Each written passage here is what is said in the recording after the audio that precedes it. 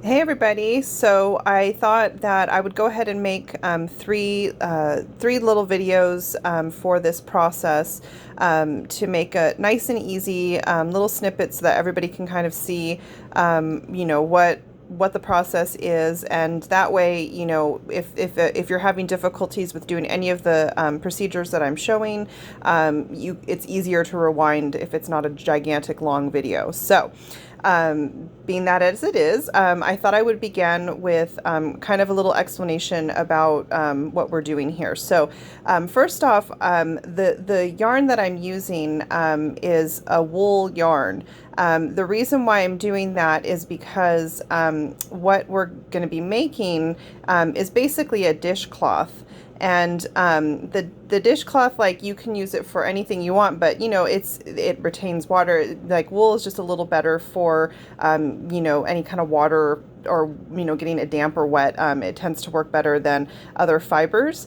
But if you want to make, if, like I said on my original text, that if you find a yarn that you just love, go for it, but just know that that was my purpose in this. But if you just wanted to make like a pretty little doily or a pretty little thing to just leave on a table or something, you're good. So just so you know.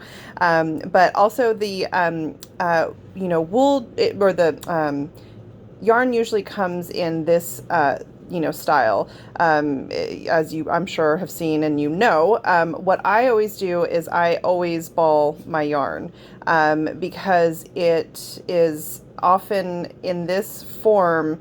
It's not really well regulated. So more often than not, if you don't put it in a ball, you will be partway through your project and it'll get stuck, because it's stuck inside somewhere, or it's twisted in on something else, or it's knotted in some way. So it's really obnoxious to have to go through and unwind it and undo it. So I just find it's a lot easier to ball it to start.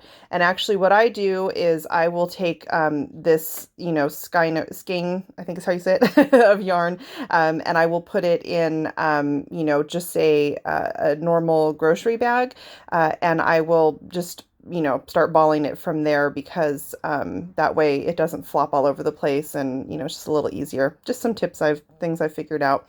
And then also, yeah, so this, like I said, the purpose is for it to be able to get wet, and to be able to wash it and clean it easily and such. So that's why I decided to use wool for this.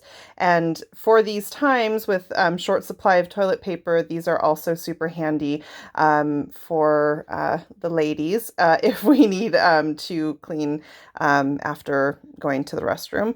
But yeah, so it's good for whatever you need. And then also the needles that I use, I prefer wooden needles, because the bamboo needles, because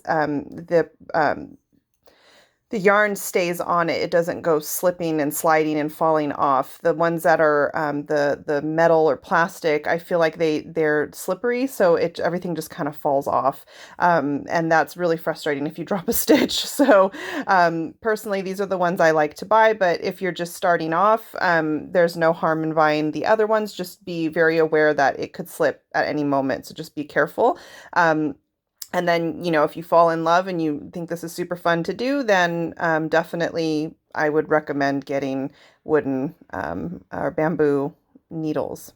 So yeah, that's basically all I wanted to say about these things. And so the next video will be, me telling you how to cast on.